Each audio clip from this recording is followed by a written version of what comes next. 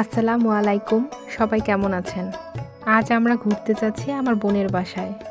সে কিন্তু অসাধারণ রান্নাবান্না করে। তাহলে চলুন আমরা কিছুদিন তার রেসিপিগুলো আপনাদের সাথে শেয়ার করি। আমাদের আজকের রান্না চিংড়ি শুঁটকি দিয়ে কচু শাক ভাজি। লাগছে কচু শাক, চিংড়ি শুঁটকি এখানে ভেজে নেওয়া হয়েছে। কিছুটা আদা রসুন এখানে থেতো করে নেওয়া হচ্ছে।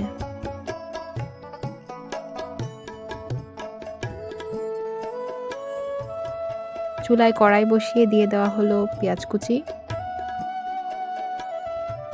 কাঁচামরিচ কুচি, থেতো করে নেওয়া আদা রসুন, দিয়ে দেওয়া হলো লবণ আর কিছুটা হলুদ গুঁড়ো।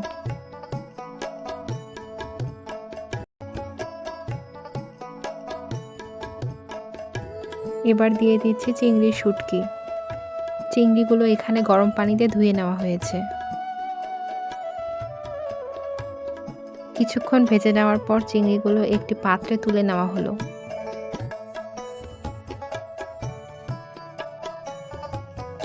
এবার কড়াইয়ে দিয়ে দেওয়া হচ্ছে কেটে রাখা কচু শাকগুলো। স্বাদ মতো দিয়ে দেওয়া হলো কিছুটা লবণ। লবণটা একটু বুঝে দিতে হবে, কারণ চিংড়িতেও লবণ দেওয়া হয়েছিল।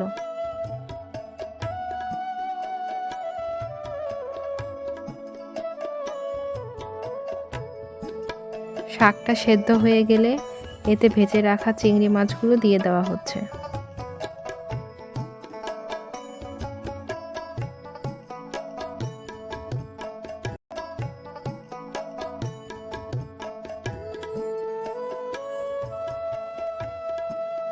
এবার অল্প আঁচে এভাবে ভেজে নিতে হবে 25 থেকে 30 মিনিট।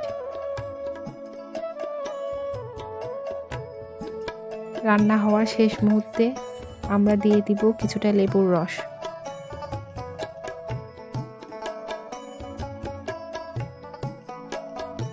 আমাদের রান্না কমপ্লিট।